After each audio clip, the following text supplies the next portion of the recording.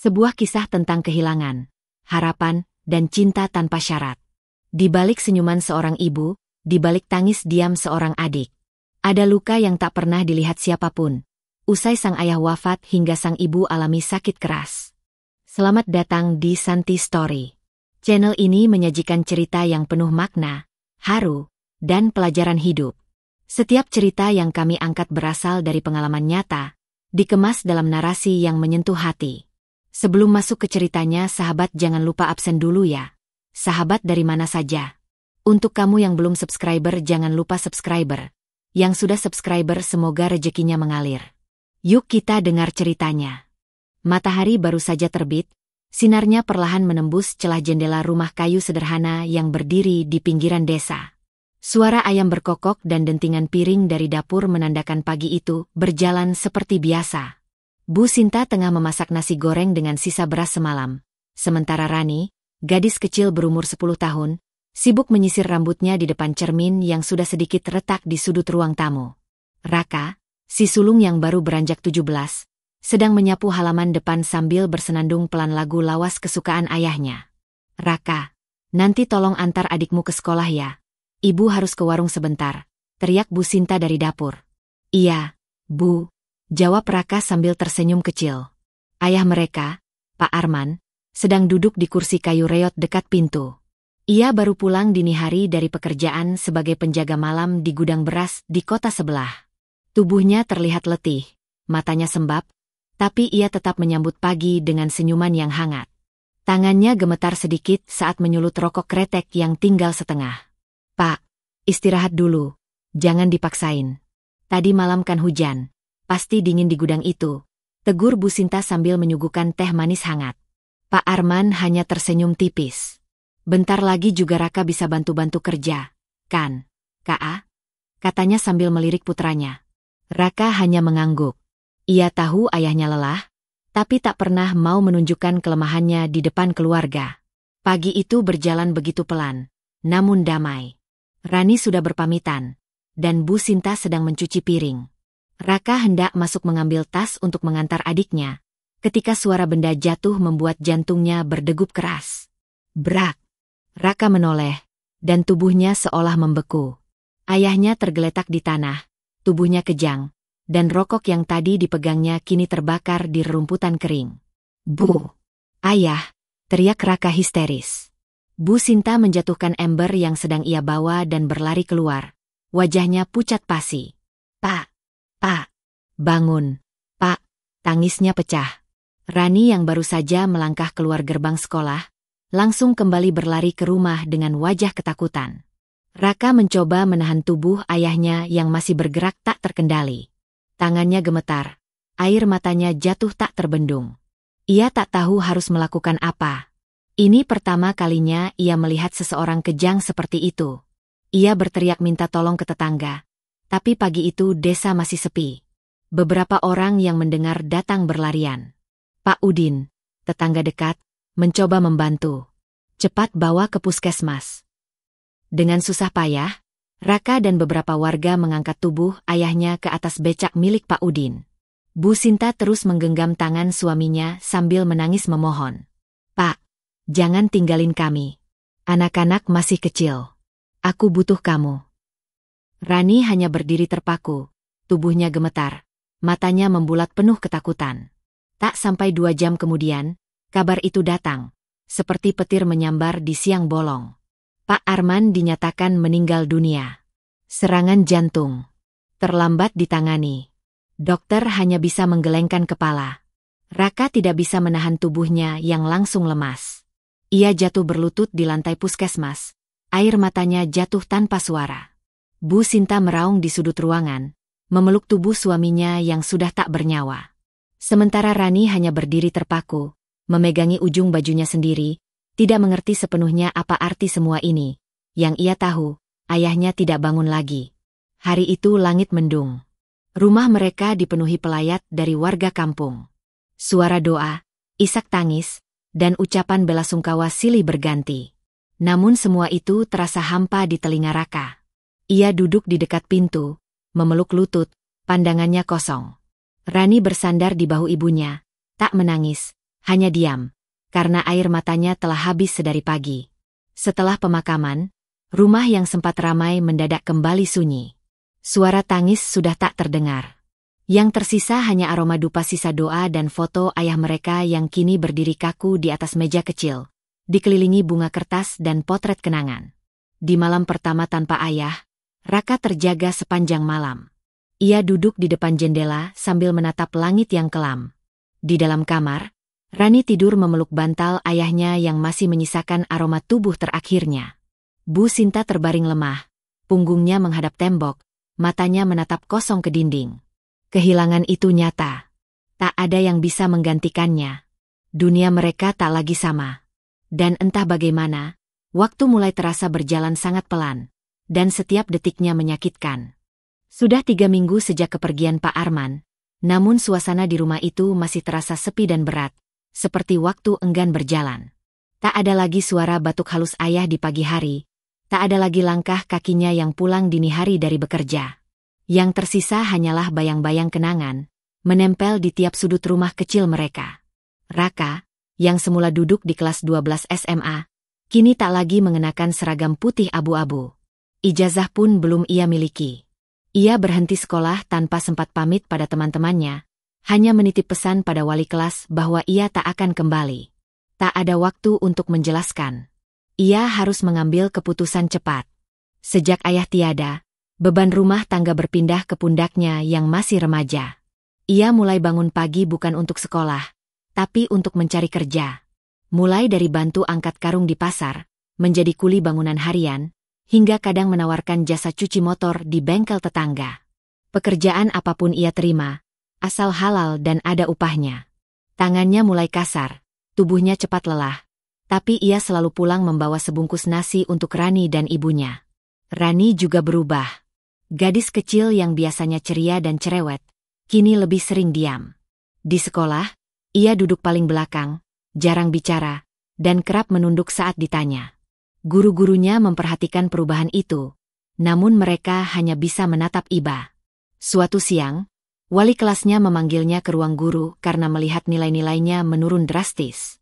"Rani, kamu tidak seperti biasanya. Apa kamu tidak makan pagi tadi?" tanya gurunya lembut. Rani hanya menggeleng. Ia menggigit bibirnya, menahan air mata yang mulai menggenang. "Mama sering batuk. Kak Raka sibuk kerja. Aku takut Mama makin sakit," bisiknya. Sang guru tercekat, tak tahu harus menjawab apa. Ia hanya bisa mengelus kepala Rani dan mengizinkannya pulang lebih cepat hari itu. Di rumah, Bu Sinta terlihat semakin lemah. Dulu ia biasa mondar-mandir ke warung tetangga untuk jualan gorengan atau membantu mencuci pakaian. Kini, hanya duduk di kursi dekat jendela, menyulam sepotong kain yang belum juga selesai.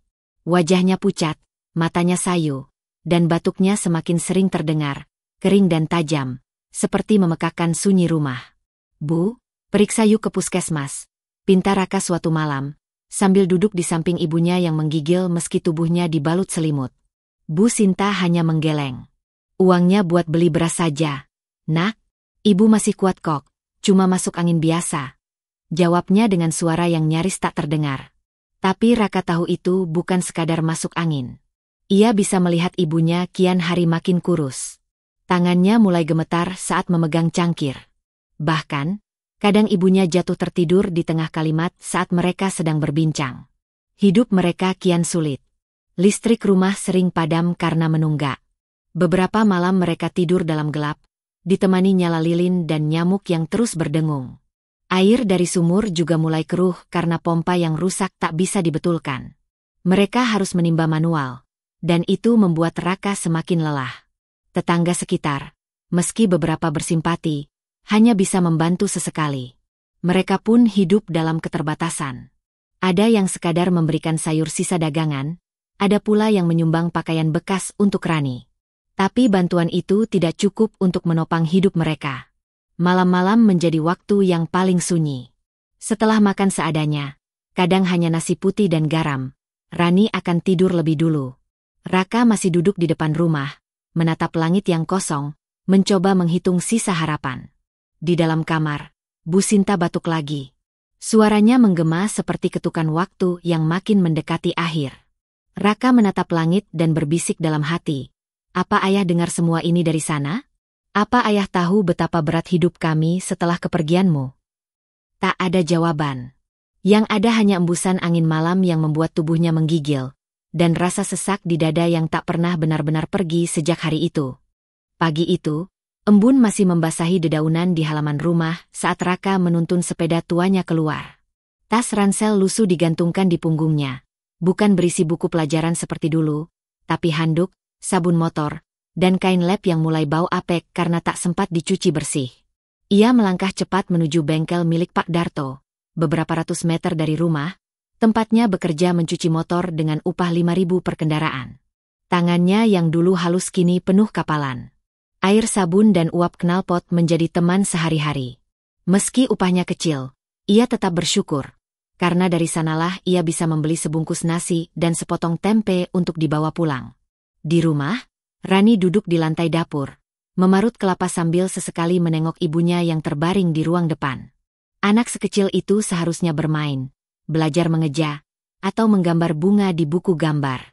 Tapi hidup telah merenggut masa kecilnya, dan menggantinya dengan kewajiban yang terlalu berat untuk bahunya. "Ibu mau makan apa hari ini?" tanya Rani lembut sambil menyelimuti tubuh Bu Sinta. "Air putih aja dulu, Nak. Nanti kalau ibu udah kuat, kita masak bareng, ya?" jawab Bu Sinta sambil menahan batuknya yang kini semakin berat dan berbunyi dalam, seperti ada sesuatu yang mengganjal di dadanya. Suatu sore, saat Raka pulang dari pangkalan ojek tempat ia mangkal sambil menunggu penumpang yang tak seberapa, seorang perempuan parubaya datang mengetuk pintu rumah mereka. Ia mengenakan baju batik bermotif bunga dan membawa kantong plastik berisi beberapa bungkus mie instan dan gula pasir. "Assalamualaikum. Ini Bu Retno, ingat nggak?" sapanya sambil tersenyum. Raka mengangguk ragu. Bu Retno dulunya tetangga sebelah rumah sebelum pindah ke kampung seberang. Dulu ia sering ngobrol dengan almarhum ayahnya, walau mereka tak terlalu akrab. "Kasihan kalian.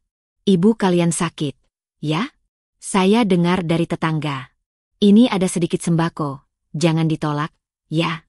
katanya sambil menatap iba ke arah Bu Sinta yang hanya tersenyum lemah dari balik pintu kamar. Raka menerima bingkisan itu dengan sungkan. "Terima kasih, Bu. Maaf jadi merepotkan."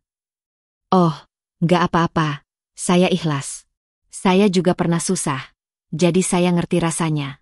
Kalau butuh bantuan, bilang aja, rumah saya nggak jauh dari sini," katanya sambil menepuk bahu Raka pelan. Beberapa hari kemudian, Bu Retno datang lagi. Kali ini membawa bubur ayam untuk Bu Sinta dan sepasang sandal jepit baru untuk Rani. Raka mulai merasa ada yang ganjil, tapi ia juga tak tega menolak niat baik seseorang yang terlihat tulus membantu. Namun dari sorot mata Bu Retno, tersirat sesuatu yang sulit dijelaskan. Tatapannya pada Rani kadang terlalu lama, senyumnya pada Raka kadang terlalu manis. Ia mulai sering datang tanpa diundang, masuk ke dapur, memindahkan barang, seolah merasa sudah menjadi bagian dari keluarga itu. "Ibu kalian butuh pengobatan, Ka. Tapi kalian gak punya biaya, kan? Kalau kamu ikut saya kerja ke kota, jadi asisten toko, saya bisa bantu biaya rumah sakit," katanya suatu malam saat Raka menemaninya di beranda. Raka terdiam. Tawaran itu menggiurkan, tapi ia merasa ada yang tak beres. "Kerja apaan, Bu?" tanyanya hati-hati. "Ya bantu-bantu angkat barang, bersih-bersih. Nggak berat kok, asal kamu nurut sama saya," jawabnya sambil mengelus lengan Raka. Raka menepis pelan tangan itu. Dadanya sesak. Ia ingin marah, tapi takut salah menilai. Ia belum yakin, namun firasatnya mulai berteriak. Sementara itu, kondisi Bu Sinta semakin memburuk. Ia mulai sulit makan, tubuhnya menggigil tiap malam. Tapi setiap kali Raka membahas soal pemeriksaan, ibunya selalu menolak. "Buat apa periksa kalau kita nggak punya uang buat beli obatnya?" jawab Bu Sinta dengan suara lemah, sambil menatap langit-langit rumah yang sudah retak di sana-sini. Suatu malam, listrik padam lagi. Rani menangis pelan karena takut gelap. Raka memeluk adiknya erat, menahan air mata. Ia menatap lilin kecil yang mulai habis dan bergumam lirih. "Ayah, kami sedang berjuang, tapi semuanya semakin berat. Apa kami bisa bertahan?" Lilin itu padam, menyisakan gelap yang pekat, dan ketidakpastian yang semakin dalam. Pagi itu hujan turun rintik-rintik. Udara lembab menyelimuti rumah Reyot di ujung gang kecil yang sudah mulai ditumbuhi lumut. Rani baru saja selesai menyapu lantai dan sedang merapikan jemuran ketika tercium bau gosong dari dapur. Ia berlari ke dalam, memanggil nama ibunya, namun tak ada jawaban. Saat tiba di dapur, hatinya seketika mencelos. Di lantai, tergeletak tubuh Bu Sinta yang tak bergerak, wajahnya pucat pasi, tangan kanannya masih memegang spatula, dan panci di atas kompor sudah hangus terbakar api kecil. "Ibu!" jerit Rani histeris. Tangisnya pecah. Ia berlari keluar rumah tanpa alas kaki, mengetuk-ngetuk pintu tetangga sambil menangis minta tolong. Beberapa warga langsung bergegas datang. Pak Darto, yang kebetulan lewat dengan motornya, langsung menggendong Bu Sinta dengan dibantu Raka yang baru saja pulang dari pangkalan ojek dengan tubuh basah kuyup karena hujan. "Raka, sabar ya. Kita bawa ke puskesmas dulu, siapa tahu cuma kelelahan," kata Pak Darto mencoba menenangkan, meskipun nada suaranya sendiri terdengar ragu. Sepanjang perjalanan, Rani memeluk kakaknya erat. Tangannya menggigil, matanya bengkak menahan tangis. Raka hanya diam, menunduk, rahangnya mengeras. Dadanya terasa sempit. Ini bukan lagi soal lelah atau kurang makan. Ibu mereka benar-benar jatuh. Sesampainya di puskesmas, tubuh Bu Sinta langsung ditangani perawat. Raka berdiri di depan ruangan dengan kaki gemetar. Keringat dingin mengalir dari pelipisnya meski udara di luar basah oleh hujan. Rani duduk di kursi tunggu dengan tangan terus meremas ujung bajunya. Setelah hampir 1 jam, seorang dokter muda keluar dengan wajah cemas. Ia membawa hasil pemeriksaan awal. "Kami sudah memberikan infus dan menstabilkan tekanan darah ibumu. Tapi ada beberapa gejala yang mengkhawatirkan," ucapnya hati-hati. "Apa maksudnya, Dok?" tanya Raka. "Kami curiga ada benjolan di bagian perut bawah. Kondisinya juga melemah karena kekurangan gizi dan infeksi saluran napas. Tapi yang paling perlu ditindaklanjut adalah dugaan adanya sel kanker. Kami sarankan segera melakukan pemeriksaan lebih lanjut ke rumah sakit daerah." Raka seperti disambar petir. Pandangannya gelap. "Kanker?" Kata itu bergema di telinganya seperti bisikan maut.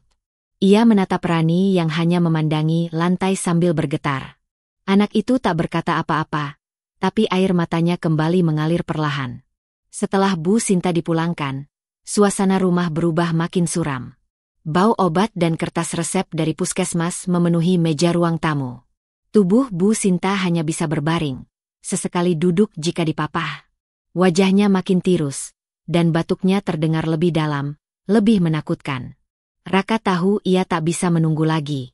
Ia mulai bekerja lebih keras, menerima panggilan ojek hingga larut malam, bahkan ikut membantu mengantar barang di pasar pagi hanya demi recehan tambahan. Ia menjual ponselnya, bukan hanya karena butuh uang, tapi karena ia tahu tak ada gunanya benda itu jika ibunya sedang sekarat di depan matanya. "Aku nggak butuh HP, aku butuh ibu sembuh," ucapnya lirih saat menyerahkan ponselnya ke seorang kenalan yang bersedia membeli. Rani kini lebih sering sendiri di rumah. Ia belajar memasak seadanya, memberi ibunya makan dengan sendok kecil, dan mengganti handuk dingin di kening ibunya tiap malam. Tapi setiap setelah semua tidur, gadis kecil itu menangis diam-diam di sudut kasur. Ia tak berani bersuara, takut didengar kakaknya, takut membebani lebih. Setiap malam, isak kecil Rani bergema dalam diam, menyatu dengan suara batuk ibunya dan dengung nyamuk dari jendela yang tak tertutup rapat. Dan Raka, lelaki muda itu duduk di beranda, menatap gelap, menahan semuanya dalam diam. Ia tahu waktunya mungkin tidak banyak, dan uangnya bahkan lebih sedikit. Tapi ia tak punya pilihan. Ia hanya bisa berdoa pada langit yang malam itu tertutup awan. "Tolong jangan ambil ibu dulu. Tuhan, tolong beri kami waktu sedikit lagi." Surat peringatan itu datang pagi-pagi sekali, diselipkan begitu saja di bawah pintu. Raka menemukannya saat hendak berangkat kerja. Kertasnya lembab terkena embun, namun tulisan tinta merahnya masih jelas terbaca. Tunggakan kontrakan sudah melewati batas. "Jika tidak ada pembayaran dalam 7 hari ke depan, rumah ini akan kami kosongkan."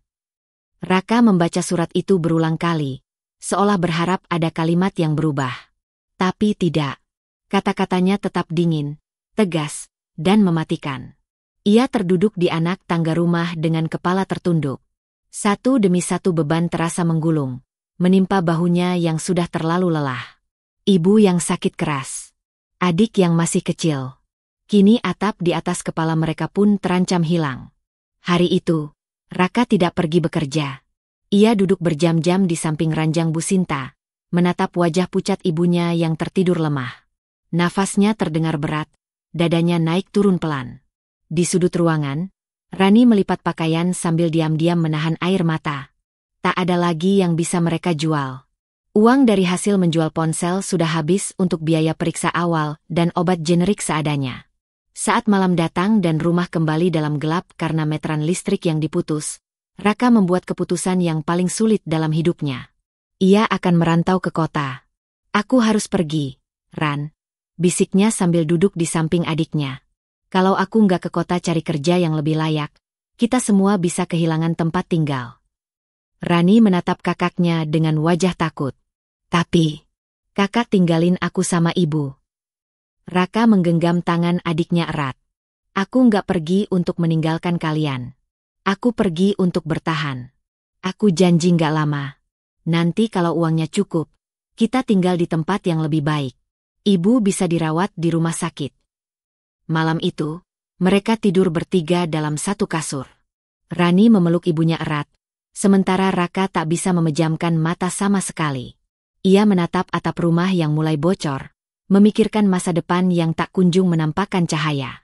Pagi-pagi sekali, sebelum matahari muncul sepenuhnya, Raka pergi dengan membawa satu tas berisi baju, selembar ijazah SMP, dan bekal seadanya dari tetangga. Ia sempat mencium kening ibunya yang masih terpejam, lalu memeluk Rani sambil menahan tangis yang mendesak dari dada. Jaga ibu. Jangan takut. Kakak pasti pulang. Rani tak berkata apa-apa. Ia hanya mengangguk sambil menggigit bibirnya erat-erat. Hatinya terasa dingin dan kosong saat melihat punggung kakaknya menjauh di antara kabut pagi. Beberapa hari setelah kepergian Raka, seorang tetangga mengusulkan agar Rani dan Bu Sinta sementara tinggal di rumah Bu Retno. Rumah Bu Retno memang lebih luas, dan ia beberapa kali menawarkan diri untuk membantu. Bu Sinta yang tak punya pilihan akhirnya menyetujui, dengan berat hati. Awalnya, semuanya tampak baik. Rani diberi tempat tidur di ruang belakang, dan Bu Sinta dirawat di kamar tamu. Tapi perlahan, sikap Bu Retno mulai berubah. Cuci piring ini, jangan cuma diam aja di rumah orang. Bentaknya suatu sore saat Rani terlambat mencuci gelas tamu. Roti ini mahal. Jangan kamu habiskan semua. Kamu pikir saya ini siapa, pembantu kamu? Katanya lain hari saat Rani meminta makan malam lebih awal karena perutnya sakit. Rani tak pernah membantah. Ia hanya menunduk, menahan air mata, dan mengerjakan semua perintah tanpa suara. Ia mencuci, menyapu, bahkan membersihkan kamar mandi. Terkadang ia dipaksa menjaga warung kecil milik Bu Retno, sementara Bu Retno tidur siang. Di malam hari, ia kembali tidur di sudut ruang belakang, sendirian, tanpa selimut hangat. Tak ada pelukan ibu. Tak ada suara Kak Raka yang biasanya membacakan cerita sebelum tidur. Bu Sinta pun hanya bisa menangis dalam diam dari balik kasur tua di kamar tamu. Tubuhnya terlalu lemah untuk bicara banyak, terlalu sakit untuk berdiri. Tapi hatinya lebih sakit lagi saat mendengar suara anaknya dibentak dan diperintah tanpa belas kasihan. Suatu malam, saat semua telah tidur, Rani duduk di sudut dapur sambil menatap kosong dinding yang mulai berjamur. Tangannya memeluk lutut, dan air matanya mengalir tanpa suara. Ia hanya ingin keluarganya kembali utuh. Ia hanya ingin ibu sembuh. Dan ia ingin kakaknya pulang, membawakan harapan seperti dulu, ketika semuanya masih terasa mungkin. Tapi kini, semuanya seperti kabur. Tak ada yang bisa dijangkau. Seolah harapan perlahan padam, satu demi satu, seperti lilin yang dibiarkan kehabisan nyala. Hujan turun deras sore itu, membasahi seluruh sudut kota dan membuat jalanan terlihat suram di bawah langit kelabu. Raka baru saja selesai mengangkut barang di gudang tempatnya bekerja ketika ponsel pinjaman dari teman sesama buruh berdering keras. Suara di seberang adalah Pak Darto, tetangga lama yang kini menjadi satu-satunya orang dewasa yang Raka percaya. Raka, pulanglah sebentar, Nak, Rani sakit. Badannya demam tinggi. Dan ada sesuatu yang harus kamu lihat sendiri. Raka tercekat. Napasnya tertahan. Ia tak sempat berpikir panjang. Dengan pakaian masih basah dan tangan penuh luka gores karena bekerja di pelabuhan, ia langsung naik bus malam pertama yang ia temukan. Wajahnya tegang, matanya tak pernah lepas dari jendela, meski gelap di luar tak menyisakan apa-apa untuk dilihat. Esok paginya, ketika langkahnya tiba di gang rumah Bu Retno, suasana tampak senyap. Tak ada suara khas Rani yang biasanya menyambut, tak ada suara batuk lirih ibu dari dalam kamar. Raka mengetuk pintu. Tak ada jawaban. Ia mendorong pintu yang ternyata tak terkunci. Bau obat dan minyak kayu putih memenuhi udara.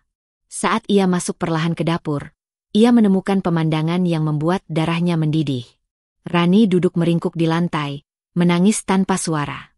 Lengan bajunya tersingkap, memperlihatkan memar merah kebiruan. Sebuah ember berisi air sabun di dekatnya, dan lantai masih basah.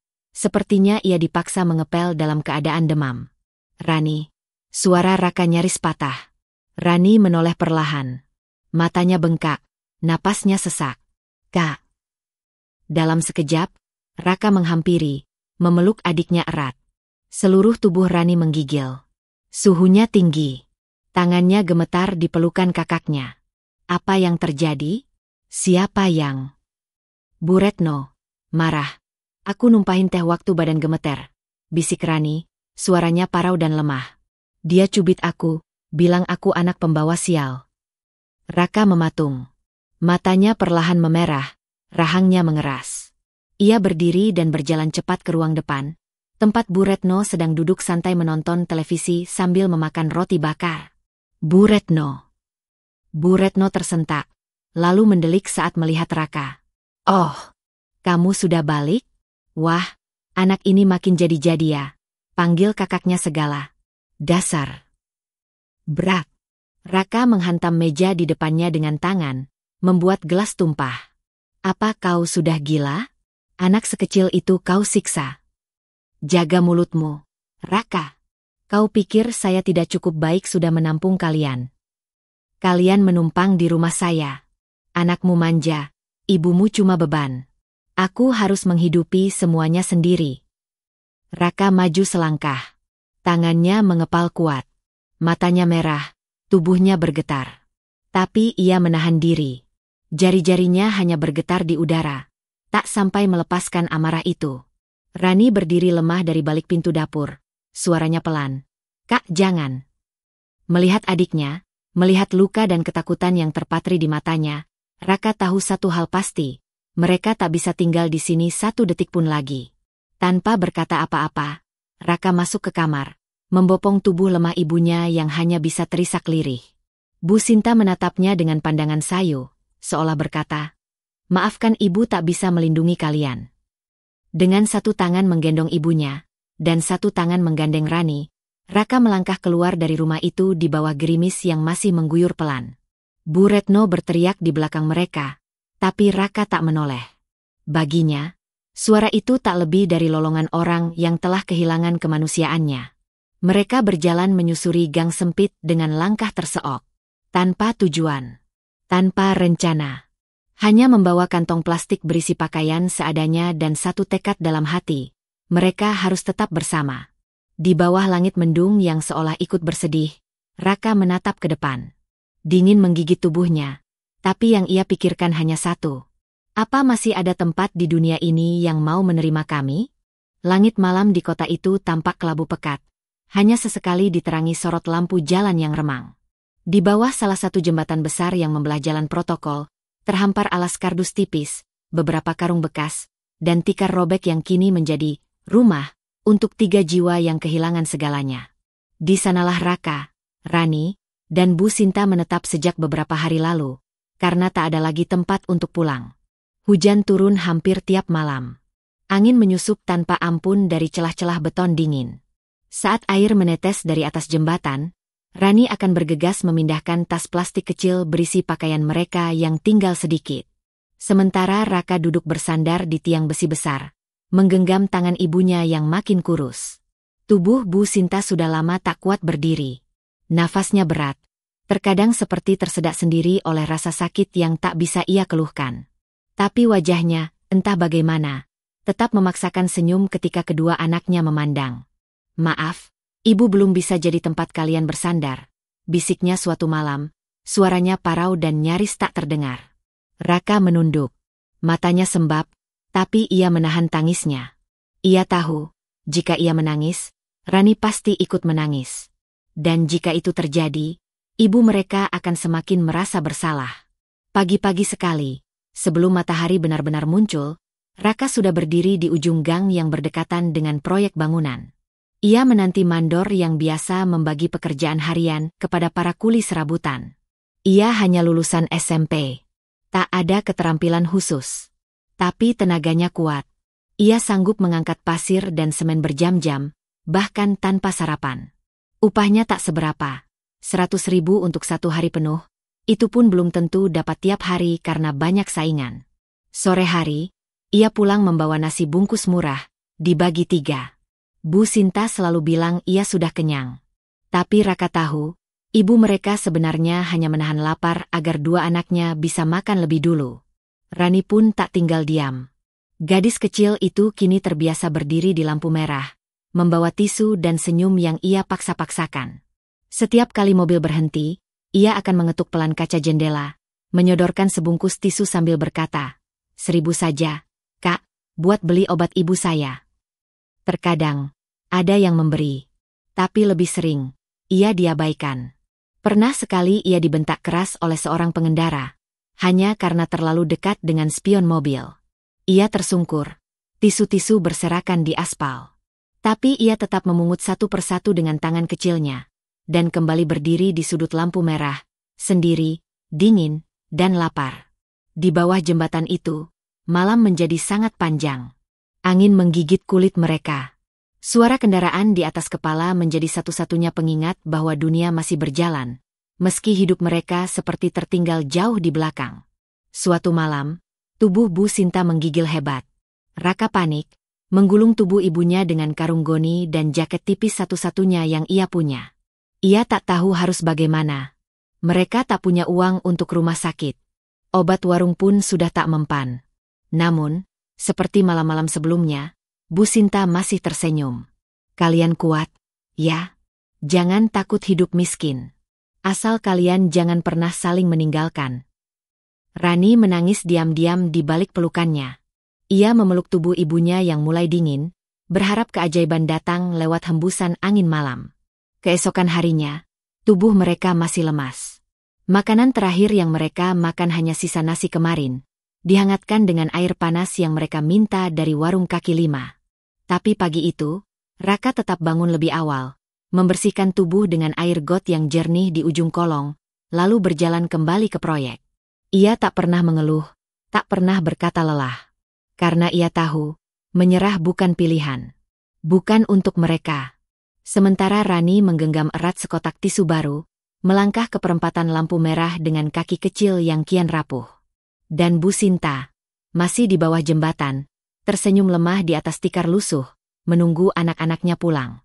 Meski napasnya kian berat, matanya masih memancarkan ketabahan yang nyaris mustahil dimengerti. Ia menyimpan sakitnya dalam diam, karena tahu, anak-anaknya sudah terlalu lelah untuk menangis.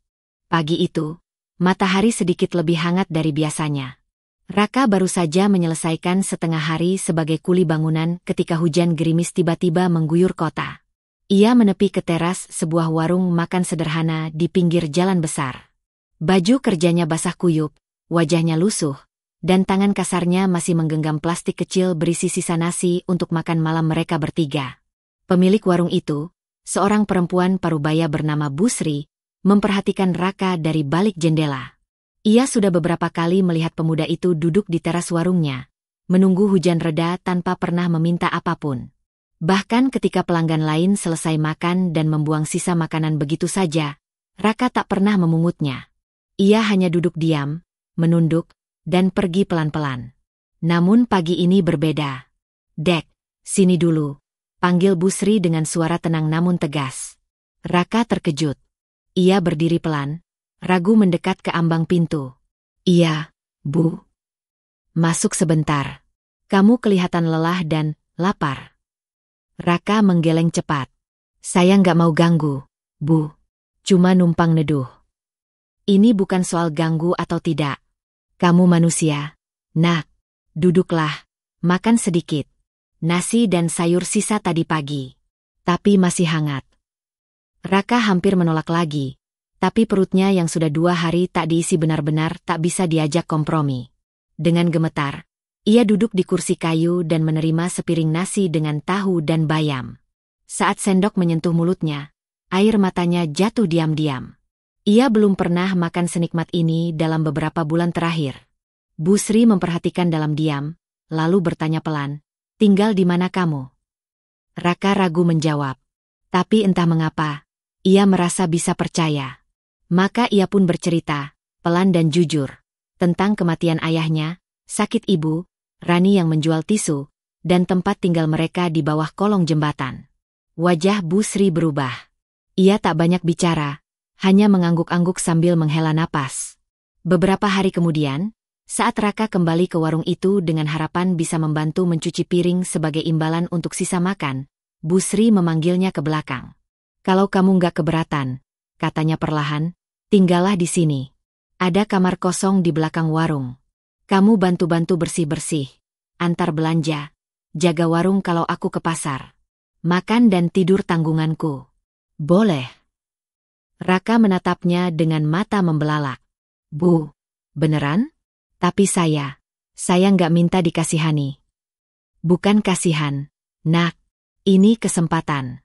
Kamu anak baik, kerja keras, jujur. Dunia sudah terlalu kejam sama kamu. Biar kali ini, ada sedikit tempat yang mau nerima kalian." Malam itu, Raka membawa Rani dan Bu Sinta pindah dari kolong jembatan. Dengan bantuan becak langganan Bu Sri, mereka menempati kamar kecil di belakang dapur warung. Dindingnya dari papan, hanya ada satu kasur tipis dan kipas angin tua. Tapi bagi mereka, itu seperti istana. Rani, untuk pertama kalinya sejak berbulan-bulan lalu, bisa tidur di kasur. Ia tersenyum kecil sambil memeluk guling tipis. "Kak, baunya enak, ya?" Raka mengusap rambutnya. "Itu bau sabun. Nanti kalau kita punya uang lebih, kamu bisa beli yang kamu suka." Bu Sinta terbaring lemah di pojok kasur. Batuknya semakin sering, wajahnya semakin pucat. Tapi malam itu, ia memandang anak-anaknya dengan sorot teduh. "Terima kasih, sudah jaga ibu sampai sejauh ini," bisiknya dengan suara serak. Raka menggenggam tangan ibunya erat, berusaha menyembunyikan kecemasan yang terus menghantuinya.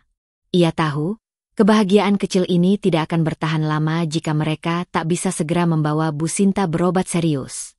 Tapi malam itu, untuk sekali saja, mereka membiarkan diri mereka bernafas lebih lega. Dalam hangat lampu temaram dan bau masakan dari dapur kecil, mereka percaya mungkin, hanya mungkin, cahaya kecil itu akan terus tumbuh. Meski masih jauh dari terang, tapi cukup untuk memberi harapan. Udara pagi itu terasa berat. Di kamar kecil di belakang warung Bu Sri, tubuh Bu Sinta terbaring lemah di atas kasur tipis, semakin pucat dari hari ke hari. Napasnya pendek-pendek, bibirnya kering dan pecah, dan suara batuknya semakin dalam hingga menggetarkan dinding kayu. Ia tahu waktunya tak banyak. Selama Raka dan Rani sibuk di luar, Raka membantu belanja sayur di pasar, Rani menyapu halaman warung, Bu Sinta perlahan bangkit dari kasur, bersandar pada dinding sambil menggenggam pena usang dan secari kertas dari buku nota bekas. Tangannya bergetar hebat, tapi ia paksa menulis. Setiap huruf ia goreskan dengan napas yang nyaris tercekat. Tinta bolpoin sempat macet, tapi ia terus mencoba. Bukan puisi panjang, bukan surat bertele-tele. Hanya beberapa kalimat sederhana, tapi penuh cinta, harapan, dan rasa pasrah yang dalam. Untuk Raka dan Rani. "Maafkan ibu kalau tak bisa menemani kalian lebih lama. Ibu sudah berusaha sekuat tenaga bertahan. Tapi tubuh ibu sudah tak sanggup lagi. Raka, kamu anak lelaki paling kuat yang ibu kenal. Tolong jaga adikmu. Jangan biarkan dia merasa sendirian. Rani, kamu cahaya hidup ibu. Tetaplah tersenyum. Jangan pernah merasa kamu beban. Kalian berdua adalah alasan ibu bertahan sejauh ini. Jangan salahkan siapa-siapa kalau ibu pergi. Ini hanya waktu. Tapi cinta ibu takkan pernah habis. Ibu titip hidup kalian, pada kebaikan dunia, dan pada kekuatan hati kalian sendiri. Ibu sayang kalian, selamanya. Setelah menulis itu, Bu Sinta melipat kertas perlahan dan menyelipkannya di dalam bantal tipis tempat Rani biasa tidur. Sore harinya, Bu Sri menyadari kondisi Bu Sinta semakin memburuk. Ia menyarankan agar dibawa ke rumah sakit, tapi Raka hanya bisa menunduk. Ia sudah bertanya kemana-mana, biaya administrasi rumah sakit tetap tak terjangkau, bahkan dengan bantuan dari BPJS yang belum aktif kembali karena keterlambatan pengurusan. Malam itu, Raka keluar diam-diam. Ia menyusuri gang kecil, mendatangi satu demi satu tempat yang pernah ia tahu orang bekerja atau berutang. Ia bahkan rela menawarkan tenaganya sebagai pekerja malam, buruh cuci, atau pengantar makanan, apapun asalkan bisa mendapat uang cepat. Tapi tak ada yang cukup. Ia pulang larut malam, mendapati Rani sudah tertidur menggenggam tangan ibu mereka yang makin dingin. Raka memandang wajah ibunya lekat-lekat, mengusap keningnya pelan sambil menahan air mata. Ia tahu, tak ada waktu lagi. Keesokan paginya, ketika Rani bangun lebih dulu dan merapikan kasur, ia menemukan secarik surat terlipat rapi di bawah bantal. Awalnya ia kira itu hanya kertas nota, tapi ketika ia membaca tulisan tangan yang tak asing itu, tangan ibu mereka, tubuh kecilnya membeku. Ia membaca kata demi kata tanpa bersuara, tapi air mata jatuh satu persatu, membasahi kertas itu. Tangisnya pelan, seperti tertahan di dada. Tapi luka yang tercipta, terasa tak terbendung. Ia memeluk surat itu, mendekapnya erat ke dada seperti sedang memeluk tubuh ibunya sendiri. Raka yang mendengar isak lirih itu dari pintu langsung masuk. Ia melihat wajah adiknya yang sembab dan kertas lusuh yang didekapnya. "Apa itu?" bisiknya. Rani menyerahkan surat itu tanpa berkata. Dan untuk pertama kalinya dalam waktu yang lama, Raka tak sanggup menahan dirinya. Ia duduk di lantai, memeluk adiknya, dan menangis. Tangisan seorang anak yang terlalu lama menahan beban sebagai lelaki, sebagai kakak, sebagai tulang punggung, padahal ia juga hanya manusia. "Ibu nggak boleh pergi," bisik Rani dengan suara gemetar. "Aku belum siap." Raka mengusap kepala adiknya, mencoba menenangkan, walau hatinya pun remuk. "Kita nggak akan biarkan ibu pergi begitu aja, Ran. Kakak janji. Kakak akan cari cara, apapun itu." Hari itu, dengan mata merah dan tubuh letih, Raka kembali keluar rumah. Ia memohon pada Bu Sri untuk mengizinkannya absen kerja sementara, lalu menyusuri kota, berharap menemukan seseorang atau sesuatu yang bisa menolong. Ia mendatangi klinik kecil, bertanya apakah ada program bantuan, apakah mereka bisa menerima pasien tanpa uang muka. Ia bahkan menyurati yayasan dan memohon lewat media sosial menggunakan akun pinjaman milik tetangga warung. Setiap langkahnya adalah bentuk cinta. Setiap napasnya adalah doa yang diam-diam ia panjatkan. Karena ia tahu, tidak ada waktu lebih panjang untuk menunda.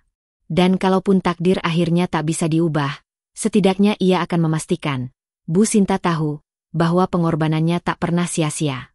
Hujan turun pelan malam itu, seperti menangisi sesuatu yang belum terjadi, tapi entah mengapa sudah terasa getirnya. Di dalam kamar kecil di belakang warung Bu Sri, tubuh Bu Sinta terbaring semakin lemah. Nafasnya kini hanya tinggal suara lirih yang naik turun tak beraturan. Kedua matanya kerap terbuka, tapi pandangannya menerawang jauh, seolah melihat sesuatu yang tak bisa disentuh oleh siapapun. Rani duduk di samping ibunya, memegangi tangannya yang dingin dan kurus. Di tangan yang sama dulu ia sering menggenggam saat takut petir, saat kesulitan mengerjakan PR, atau hanya sekadar ingin tidur ditemani. Kini tangan itu tak lagi menggenggam balik. Di lantai, Raka duduk bersandar ke dinding, matanya sembab dan napasnya berat. Baru sejam lalu, ia menerima telepon dari seorang relawan lembaga sosial. Permohonannya dikabulkan. Ada dana darurat yang bisa membantu membawa Bu Sinta ke rumah sakit dan menanggung biaya awal perawatan. Tapi waktu tak lagi memihak. Ambulans tiba 15 menit kemudian. Dua petugas berjaket hujan masuk dengan tandu lipat, hati-hati mengangkat tubuh Bu Sinta dari kasur tipis itu. Raka membantu, suaranya tak keluar. Rani hanya bisa ikut menggenggam ujung selimut yang menutupi tubuh ibunya, matanya tak pernah berkedip. Perjalanan ke rumah sakit diisi oleh keheningan yang panjang. Hanya suara monitor portabel dan deru sirene samar di kejauhan. Raka duduk di samping tandu, menggenggam tangan ibunya dan membisikkan sesuatu berulang-ulang ke telinganya. "Ibu, kita udah sampai. Tahan sebentar lagi ya, Bu." Setibanya di IGD rumah sakit, suasana mendadak berubah riuh. Dokter dan perawat berlari menyambut, membawa tandu masuk ke dalam ruang pemeriksaan. Raka dan Rani tak diizinkan masuk. Mereka hanya bisa menunggu di kursi panjang koridor, menggigil karena pakaian mereka masih basah oleh hujan. Waktu berjalan sangat lambat. Setiap detik seolah menjadi menit. Rani menunduk, berdoa dalam hati sambil menahan air mata. "Ya Allah, jangan ambil ibu sekarang. Rani janji akan jadi anak baik. Rani janji gak akan nakal, gak akan ngeluh. Asal ibu jangan pergi dulu." Di sebelahnya, Raka menunduk dalam-dalam. Telapak tangannya menutupi wajah. Dalam hati, ia tak meminta keajaiban yang besar. Ia hanya berharap diberi sedikit waktu lagi, untuk mendengar suara ibu, untuk mengatakan hal-hal yang belum sempat diucapkan, untuk memeluknya tanpa beban rasa bersalah karena tak bisa menyelamatkan lebih cepat. Seorang perawat keluar setelah 1 jam yang terasa seperti seabad. "Raka." Raka berdiri refleks. "Iya, saya." "Ibu kamu sekarang sedang ditangani. Tapi kondisinya sangat lemah. Kami sudah beri penanganan awal. Tapi, kami tak bisa menjanjikan apapun. Kami butuh persetujuan untuk penanganan lebih lanjut. Biayanya cukup besar." Raka mengangguk cepat. Saya dapat bantuan dari lembaga sosial. Ini suratnya. Tolong, selamatkan ibu saya." Perawat itu menerima berkas dengan anggukan, lalu masuk kembali ke ruangan. Rani berdiri mendekat. "Kak, ibu bakal sembuh, kan?" Raka memaksakan senyum dan mengangguk pelan, meski hatinya retak. Ia peluk Rani erat, mencoba menahan gemetar di dadanya. 3 jam berlalu. Hujan belum juga reda. Raka berjalan bolak-balik di depan ruang ICU, sementara Rani terlelap di kursi dengan kepala bersandar di lengan kakaknya. Saat itu, pintu terbuka pelan. Seorang dokter berusia sekitar 50-an keluar dengan wajah letih. Raka segera mendekat. "Bagaimana, Dok?" Dokter itu menatapnya dalam-dalam. Ada jeda sunyi, seolah ia mencari cara paling lembut untuk menyampaikan berita yang tetap akan menghancurkan. "Kami sudah melakukan semua yang kami bisa. Ibunya sempat sadar sebentar tadi, memanggil nama kalian berdua. Tapi tubuhnya sudah terlalu lelah. Organ vitalnya mulai melemah. Kami minta maaf." Raka terdiam. Dunia serasa runtuh perlahan, tapi ia tak jatuh. Ia hanya menunduk, menarik napas dalam, lalu mengangguk. "Boleh, saya lihat ibu sekarang?" tanyanya lirih. Beberapa menit kemudian, Raka masuk ke ruangan ICU, diikuti Rani yang masih mengusap sisa tidur di matanya. Di atas ranjang putih, Bu Sinta terbaring tenang. Matanya tertutup, wajahnya damai, seperti sedang tidur tanpa mimpi buruk. Selang infus dan oksigen telah dilepas. Raka mendekat, menggenggam tangan ibunya sekali lagi. Kali ini, tangan itu tak memberi kehangatan apapun. "Ibu," bisiknya dengan suara tercekat. "Maaf ya, kami telat bawa ibu ke sini." Rani berdiri di sisi lain, meletakkan surat yang semalam ia simpan di saku bajunya di atas dada ibu mereka. "Ibu jangan khawatir. Kami akan baik-baik saja. Kami janji." Tangis mereka pecah. Tapi tak ada teriakan, hanya sesenggukan lirih yang menyatu dengan suara hujan di luar jendela. Kepergian Bu Sinta bukan hanya akhir dari penderitaan, tapi juga awal dari janji yang harus ditepati. Janji untuk bertahan, untuk melanjutkan hidup, untuk menjadi kuat. Seperti yang selalu diajarkan oleh seorang ibu yang tak pernah menyerah, bahkan saat tubuhnya mulai melemah. Malam itu, langit seperti ikut berkabung.